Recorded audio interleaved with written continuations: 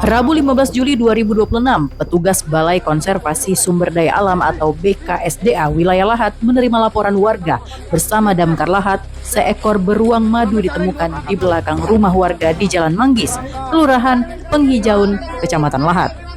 Laporan diterima pukul 13.40 waktu Indonesia Barat. Tim gabungan BKSDA dan Dinas Pemadam Kebakaran sebanyak 11 personil dengan 1 unit mobil Triton langsung menuju lokasi dan tiba 6 menit kemudian. Informasi munculnya hewan buas dilindungi ini sudah dipantau sejak sepekan terakhir.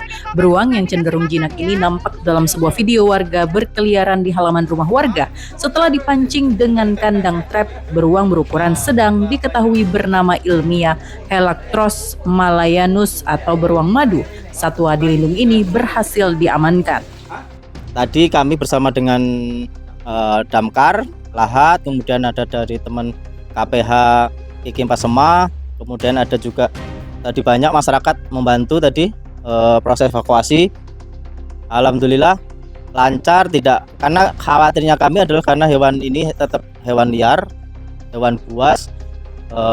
Khawatiran kami tadi saat sebelum evakuasi adalah bagaimana beruang ini bisa kita evakuasi tetapi tidak menimbulkan cedera di beruang maupun di masyarakat, karena kadang kalau kita dengan orang banyak itu kadang orang gugup, panik, terus kemudian main fisik ke satwa tersebut. Tetapi tadi alhamdulillah masyarakat cukup bisa dikondisikan oleh teman-teman damkar, oleh kami BKSDA, sehingga mereka bisa bareng-bareng dengan kami untuk mengevakuasi dan membawa ke kantor BKSDA. Beruntung tidak ada korban jiwa maupun korban luka dalam peristiwa ini. Saat ini satwa beruang madu tersebut telah diamankan oleh petugas BKSDA untuk dilakukan observasi dan penanganan lebih lanjut. Pihak BKSDA mengimbau masyarakat agar tidak menangkap atau memelihara satwa liar dilindungi. Apabila menemukan satwa liar di pemukiman, segera hubungi petugas BKSDA atau damkar terdekat. Dari Lahat, Sumatera Selatan, Bala Putra iNews melaporkan.